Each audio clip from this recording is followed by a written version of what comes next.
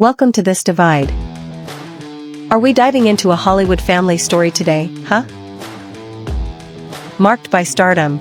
Yes, but also with a tragedy that seems to repeat itself, that of Bruce Lee and his son Brandon Lee.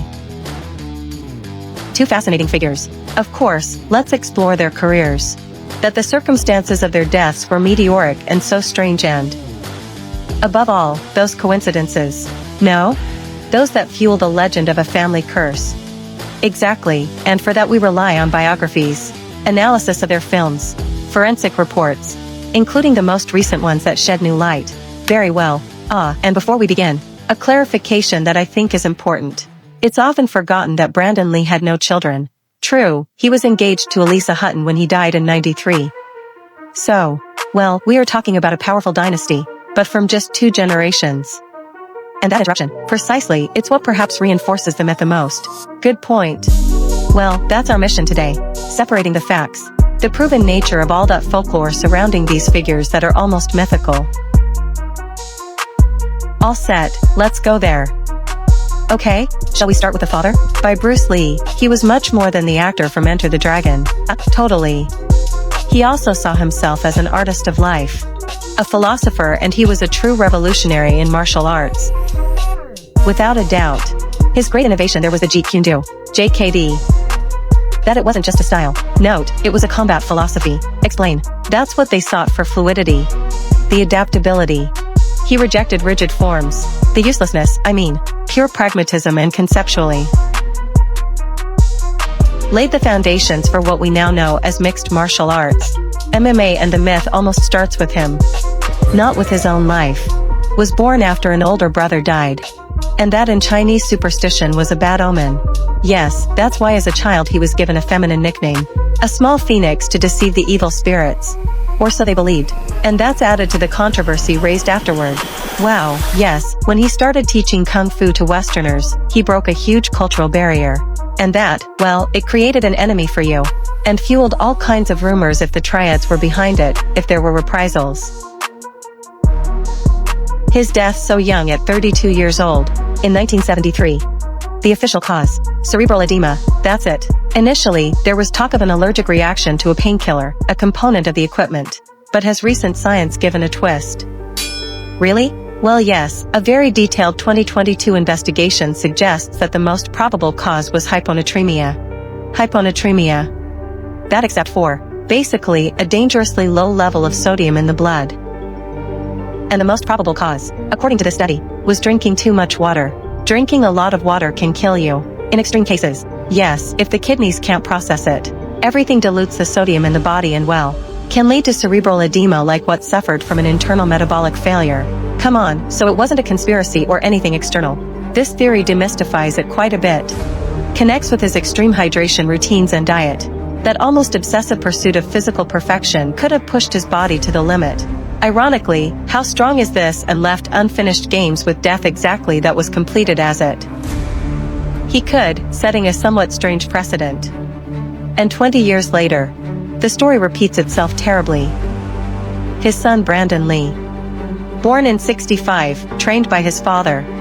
He was taking off and had done little things like Showdown in Little Tokyo. He was engaged to be married to Elisa Hutton. And then The Crow came along. The film that was going to launch him to global stardom, the role of Eric Draven. A musician who returns from the dead to avenge his own and his fiancée's. The irony is brutal and the accident during filming is still hard to believe today. Yes, it was in 1993, he was 28 years old. A chain of absolutely fatal security errors. What exactly happened with the weapon? Well, they used a .44 Magnum revolver. For a previous scene they had used blank bullets. That had the tip, but without gunpowder. One of those bullets got stuck in the barrel. No one noticed or it wasn't checked well. Oh my, and for the fatal scene they loaded the same gun with blank cartridges that do carry gunpowder. When firing the gunpowder propelled the bullet tip. That was stuck as if it were a real bullet. Exactly impacted him in the abdomen. It was a flagrant negligence. Come on, there's no other word. And the movie? Did it end, but how? Well, that's where technology comes into play in quite a pioneering way. For the time period, they used their stunt double Chad Stahelski. the director of John Wick, himself, and through CGI, which was in its infancy compared to today, they digitally overlaid Brandon's face in key scenes that were missing. Was one of the first times something like this was done. Grand scale to resurrect a protagonist. Impressive. And I guess that changed things on sets. Should he have changed them more? Reforms in safety with firearms were pushed. Of course, but unfortunately accidents continue to occur. It's a persistent risk.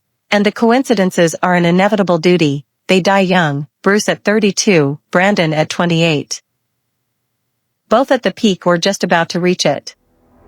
But the strongest connection, the one that feeds the myth of the curse. It's that parallelism between fiction and reality. No, without a doubt it is the central pillar.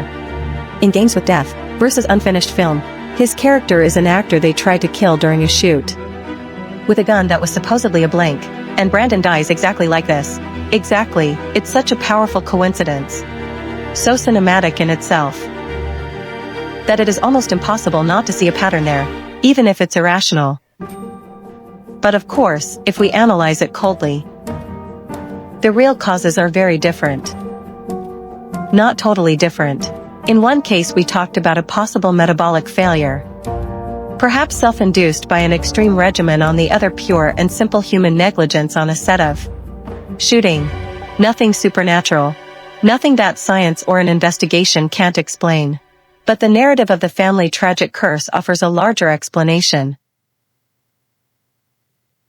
Perhaps more culturally assimilable than the mere bad luck or human error gives it a. Makes sense, even if it is creepy. So, summarizing a bit. 2 enormous legacies cut short. Brooks, perhaps a victim of pushing his own body beyond limits. Possibly. And Brandon, a clear victim of a terrible and avoidable human error at his workplace.